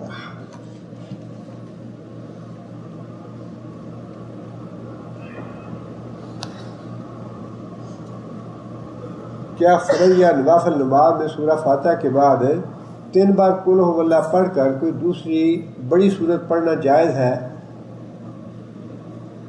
حدیث میں ایک بار کے بارے میں تو حدیث آتی ہے کہ ایک آدمی کو نبی صلی اللہ علیہ وسلم نے امام بنایا یا لوگوں نے امام بنایا تو وہ ہر رکعت میں پہلے قل ہو اللہ پڑھتا تھا، پھر اس کے بعد کوئی دوسری صورت تلاوت کرتا تھا، اور نبی صلی اللہ علیہ وسلم سے لوگوں نے آ کے ذکر کیا۔ نبی صلی اللہ علیہ وسلم نے پوچھا تو اس نے کہا یا رسول اللہ مجھے قل ہو اللہ سے محبت ہے، تو نبی صلی اللہ علیہ وسلم فرمایا کہ قل ہو اللہ کی محبت تجھے جنت میں لے جائے گی۔ اگر تو یہ بات ہے کہ قل ہو اللہ احد کی وجہ سے اس میں توحید ہے، وہ اگر کوئی آدمی اس سے محبت کرتا ہے اور اس وجہ سے پڑھ کے پھر کوئی صورت پڑھتا ہے تو بالکل ٹھیک ہے، اس میں کوئی حرج کی بات نہیں ہے، لیکن 3 بار پڑھنا جو ہے یہ تو ثابت نہیں ہے۔ ایک بار پڑھ کے اس کے بعد صورت پڑھنا یہ ثابت ہے اور اس میں حرج نہیں، جائز ہے انشاءاللہ۔ اگر آپ اذان دیتے تو پوری مخلوق نماز کے لیے آتی، کیا صحیح حدیث سے ثابت ہے؟ ایسی کوئی بات میرے علم میں نہیں ہے، واللہ اعلم بالصواب۔ ایک بھائی نے لکھا ہے میری بیوی مسلمانوں کو برا بھلا کہتی ہے اور کہتی ہے کہ ان سے تو کافر اچھے ہیں، یہ اپنے مطلب کا اسلام بتاتے ہیں، یہ سب باتیں بچے بھی سنتے ہیں، میں کیا کروں؟ دعوت اور تبلیغ سے سخت نالاں ہوتی ہے اور گالیاں دیتی ہے۔ اللہ تعالیٰ اپنی رحمت کرے اور اپنا فضل کرے، اللہ تعالیٰ اس بھائی کی پریشانی دور کرے اور اس بھائی کی اللہ تعالیٰ نصرت فرمائے اور مدد فرمائے۔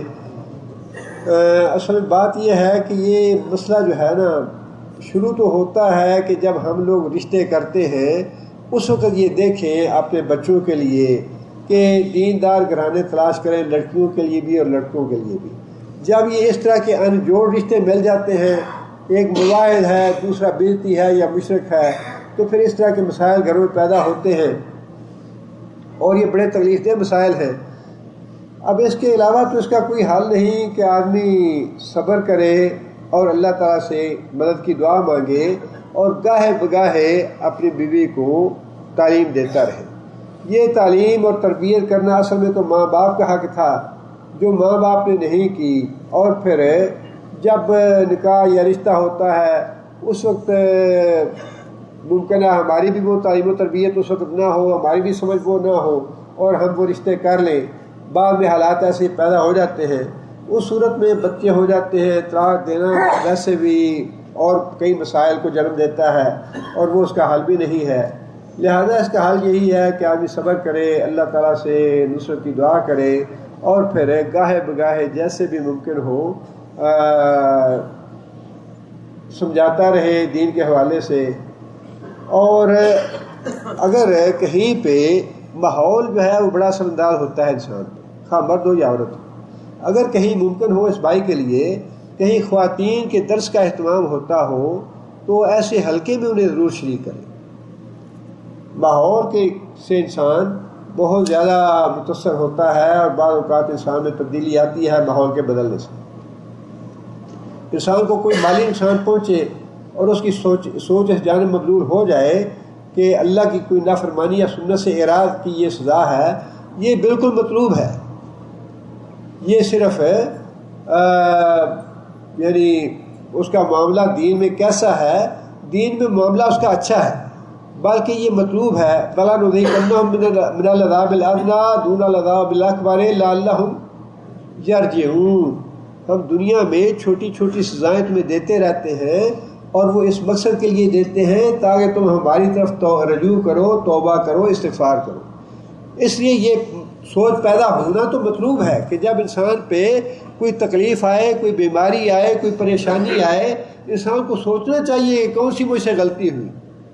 ما یفعل اللہ بعذابکم ان شکرتم، قرآن مجید کا ایک ایک حرف جو ہے نا، ایک ایک حرف وہ ایسے ہے کہ اس کو جھٹلایا نہیں جا سکتا، وہ بالکل برحق اور سچ ہے۔ ما یفعل اللہ بعذابکم، اللہ تمہیں سزا دے کے کیا کرے گا؟ بڑا عجیب انداز ہے اس آیت کا۔ ما یفعل اللہ بعذابکم، اللہ تمہیں کیوں سزا دے گا؟ ان شکرتم، اگر تم اللہ کا شکر ادا کرتے رہو، اللہ کی فرما برداری کرتے رہو، اللہ کی اطاعت کرتے رہو، اللہ کو راضی رکھو۔ ما یفعل اللہ بعذابکم، اللہ تمہیں سزا کیوں دے گا؟ اور یہ اللہ کا احسان سمجھنا چاہیے اور یہ اس پہ بھی اللہ کا شکر ادا کرنا چاہیے کہ انسان کی سوچ ایسی پیدا ہو جائے کہ جب کوئی تکلیف اور پریشانی یا بیماری آئے تو انسان یہ سوچے کہ مجھ سے کون سی غلطی ہوئی، کون سا گناہ ہوا، توبہ استغفار کرے انسان۔ سوال یہ ہے کیا یہ سچ ہے کہ محمد صلی اللہ علیہ وسلم کی ایک مرتبہ عصر کی نماز قضا ہو رہی تھی، اللہ کے حکم سے سورج پھر واپس آ گیا؟ یہ حدیث موضوع ہے، گھڑی ہوئی ہے، اگرچہ کتابوں میں موجود ہے۔ اگلی جو کتاب ہے انشاءاللہ فضائل صحابہ، انشاءاللہ اس میں اس حدیث کا حوالہ بھی موجود ہے کہ یہ حدیث صحیح نہیں ہے۔ بخاری شریف کی حدیث ہے کہ جو شخص تکبر کی وجہ سے ٹخنوں سے نیچے کپڑا لٹکائے گا اللہ قیامت کے دن اس کو نہیں دیکھے گا۔ تکبر سے کیا مراد ہے؟ تکبر کی وضاحت نبی صلی اللہ علیہ وسلم نے خود فرمائی ہے۔ ایک آدمی نے نبی صلی اللہ علیہ وسلم سے سوال کیا کہ یا رسول اللہ، ایک آدمی اچھا کپڑا پہننا چاہتا ہے، اچھا کھانا کھانا چاہتا ہے، اچھا رہنا سہنا چاہتا ہے، کیا یہ تکبر ہے؟ نبی صلی اللہ علیہ وسلم نے فرمایا کہ یہ تکبر نہیں ہے۔ تکبر یہ ہے کہ انسان کے پاس اللہ اور اللہ کے رسول کی بات آ جائے، انسان اس کو ٹھکرا دے، انسان کے پاس حق بات پہنچ جائے، قرآن اور حدیث کی بات پہنچ جائے انسان کے پاس اور انسان اس کو قبول نہ کرے، اس کو ٹھکرا دے انسان، فرمایا یہ ہے تکبر۔ عید غدیر کی حقیقت کیا ہے؟ کیا اسے منانا چاہیے؟ نبی صلی اللہ علیہ وسلم جب حجۃ الوداع سے واپس تشریف لا رہے تھے تو یہ غدیر راستے میں ایک جگہ کا نام ہے، وہاں پہ پڑاؤ نبی صلی اللہ علیہ وسلم نے فرمایا، اور وہاں پہ نبی صلی اللہ علیہ وسلم نے خطبہ ارشاد فرمایا جس میں نبی صلی اللہ علیہ وسلم نے یہ بات ارشاد فرمائی کہ دو چیزوں میں تمہارے پیچھے چھوڑے جا رہا ہوں، ان کا خیال رکھنا، ایک اللہ کی کتاب اور ایک میرے اہل بیت۔ اب اہل بیت کا خیال رکھنا جو ہے وہ یہی ہے کہ ان کا ادب اور احترام کیا جائے، ان سے محبت کی جائے، ان کے بارے میں کوئی نازیبہ بات نہ کہی جائے۔ اس کو بعض لوگوں نے بعض دوسرے معنوں میں لے کے بڑا خوشی کا یا عید کا نام دے دیا اور وہ اس کو عید غدیر کہتے ہیں۔ اسلام میں دو ہی عیدیں ہیں، تیسری کوئی عید نہیں۔ جس طرح عید میلاد بنائی ہوئی ہے لوگوں نے، اسی طرح بعض لوگوں نے یہ بنا لیا۔ ایک بھائی نے لکھا ہے، یہ کچھ باتیں لکھی ہیں، بڑا افسوس اور بڑا رنج ہوا مجھے پڑھ کے۔ اشفاق صاحب ہمارے درس کے ساتھی ہیں، بڑے پرانے ساتھی ہیں، اور انہوں نے لکھا ہے کہ میرے دو بیٹے عید کے تیسرے روز فوت ہو گئے ہیں ایک حادثے میں۔ اتوار کو ان کی نماز جنازہ ہے، ان کے حق میں دعا کریں۔ میرے دونوں بیٹے قرآن حفظ کر رہے تھے، میری بیٹی اور میری بیوی ہسپتال میں ہے، ان کے لیے دعائے خیر کروا دیں۔ میں خود بھی بہت تکلیف میں ہوں، میرے لیے بھی دعا کریں۔ اللہ تعالیٰ اپنا فضل کرے، اپنی رحمت فرمائے ان پہ، اور اللہ تعالیٰ کا ان کا غم اور صدمہ جو ہے اس کو ہلکا کرے۔ اللہ تعالیٰ ان کو صبر کی توفیق عطا فرمائے، اور جو بچے ان کے فوت ہو گئے ہیں اللہ تعالیٰ ان کے لیے باعث جنت میں داخلے کا باعث بنائے انہیں، اور اللہ تعالیٰ ان کے لیے ان کو ان کا نعم البدل عطا فرمائے۔